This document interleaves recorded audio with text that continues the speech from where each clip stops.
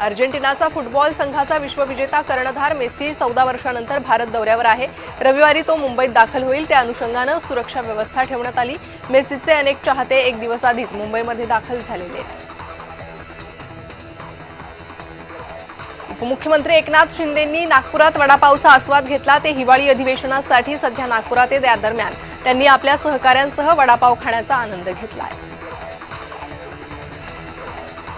नाशिकच्या मालेगावमधील डोंगराळे इथल्या 3 वर्षीय मुलीवर लैंगिक अत्याचार आणि हत्येप्रकरणी आमदार सुहास कांदेंनी लक्षवेधी मांडली आहे। यावेळी कांदेंनी गृहराज्यमंत्री पंकज भोयर यांना चांगलंच धारेवर धरलं। चिमुरडीवर अत्याचार करणाऱ्या नराधमाला जनतेच्या ताब्यात द्या अशी मागणीही त्यांनी केली आहे। तेलंगणाचे मुख्यमंत्री रेवंत रेड्डी यांनी हैदराबादमध्ये प्रसिद्ध फुटबॉलपटू लिओनेल मेसीचं स्वागत केलं। सध्या मेसी भारत दौऱ्यावर आहे, त्यामुळे भारतातल्या त्याच्या चाहत्यांमध्ये प्रचंड उत्साह पाहायला मिळतोय। पुणे पुस्तक महोत्सव 2025चं उद्घाटन केंद्रीय मंत्री मुरलीधर मोहोळ आणि चंद्रकांत पाटील यांच्या हस्ते झाले। 13 डिसेंबर ते 21 डिसेंबर दरम्यान हा पुस्तक महोत्सव सुरू असेल। नागपूरच्या यशवंत स्टेडियममध्ये शिक्षक समितीनं आंदोलन केलंय। 10 महिन्यांपासून शिक्षकांचं वेतन रखडलेलं असल्यानं त्यांनी अन्नत्याग आंदोलन केलंय। या आंदोलनादरम्यान एका शिक्षिकेची प्रकृती बिघडली होती।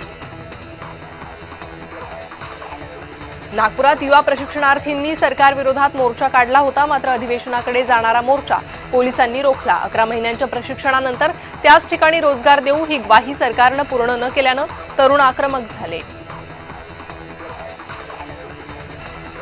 नांदेडमध्ये शहरातील ड्रेनेज लाईनच्या कामामुळे वाहतुकीसाठी अडथळा निर्माण होतोय, त्यामुळे नागरिकांमध्ये नाराजीचा सूर आहे। अनेक ठिकाणी नवीन पाईप टाकण्यासाठी रस्ते खोदून ठेवण्यात आले, त्यामुळे रहदारीसाठी अडचण निर्माण होते। नागपूर शहरातील 951 झोपडपट्टीधारकांना मुख्यमंत्री देवेंद्र फडणवीस आणि केंद्रीय मंत्री नितीन गडकरींच्या हस्ते स्थायी भाडेपट्टे वाटप करण्यात आले।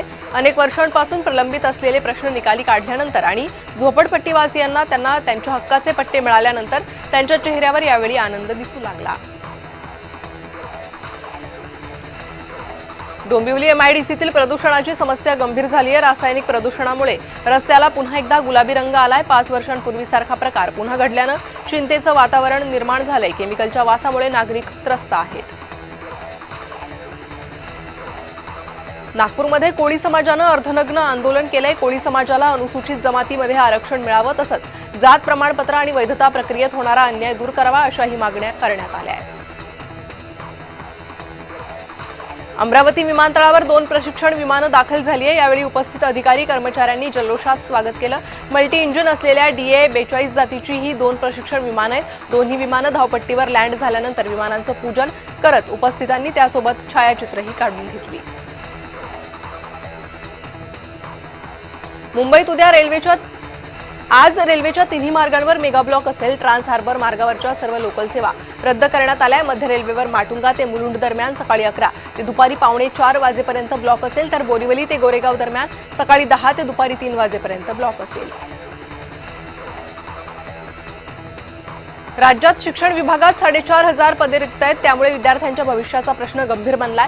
शिक्षण हक्क कायद्यानुसार इयत्ता 6वी ते 8वी साठी विषयानुसार शिक्षकांची नियुक्ती बंधनकारक आहे। असं असतानाही राज्यात 2018 पासून कोणत्याही जिल्ह्यात अपेक्षित प्रमाणात विषय शिक्षकांची नियुक्ती झालेली नाही।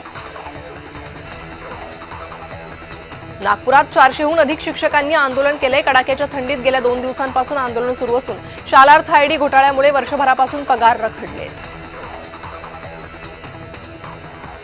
नाशकात 15,000 नवीन झाडं लावण्यात येणार आहेत। भोईरमाळा परिसरात खड्डे खोदण्याचं काम सुरू असून कुंभमेळा मंत्री गिरीश महाजन आणि पर्यावरण प्रेमींच्या उपस्थितीत ही नवीन झाडं सोमवारी लावण्यात येणार आहेत। नाशिकच्या वन्यजीव उपचार केंद्रात बिबट्यांवर औषधोपचार होतं, तर या केंद्राची पाहणी जिल्हाधिकारी आयुष प्रसाद यांनी केली। वन विभागाच्या मसरूळ शिवारात असलेल्या या उपचार केंद्रात सध्या 14 बिबटे आहेत, त्यात नाशिक शहरासह जिल्हाभरात वन विभागानं पिंजरे लावून पकडलेल्या बिबट्यांचाही समावेश आहे। नवी मुंबई आंतरराष्ट्रीय विमानतळाला दिबा पाटलांचं नाव देण्याचा आग्रह, या मागणीसाठी 22 डिसेंबरपासून भिवंडी ते नवी मुंबईत जन आक्रोश मोर्चाचं आयोजन करण्यात आलंय। दिबा पाटलांचं नाव न दिल्यास एकही उड्डाण होऊ देणार नाही असा गंभीर इशारा नवी मुंबईतील भूमिपुत्रांनी सरकारला दिलाय। गँगस्टर अनमोल बिश्नोईचा ताबा कोणत्याही एजन्सीला मिळणार नाहीये, गृह मंत्रालयानं मनाई केली असून दिल्लीच्या तिहार तुरुंगाच्या आवारातच चौकशी करता येणार आहे. झाडांचा दुसरा कंटेनर नाशकात दाखल झाला. आंध्र प्रदेशच्या राजमुंद्री वरून 350 झाडं मागवली असून मखमलाबाद परिसरात झाडं उतरवण्यात आली आहेत. संसद हल्ल्यातील शहीदांना मानवंदना देण्यात आली आहे. पंतप्रधान मोदींसह खासदारांनी श्रद्धांजली वाहिली आहे. दाट धुक्यामुळे उत्तर प्रदेशातील ग्रेटर नोएडा ईस्टर्न पेरिफेरल हायवेवर एकामागून एक 6 वाहनांची टक्कर झाली. अपघातात अनेक जण जखमी झाले. जखमींवर रुग्णालयात उपचार सुरू आहेत.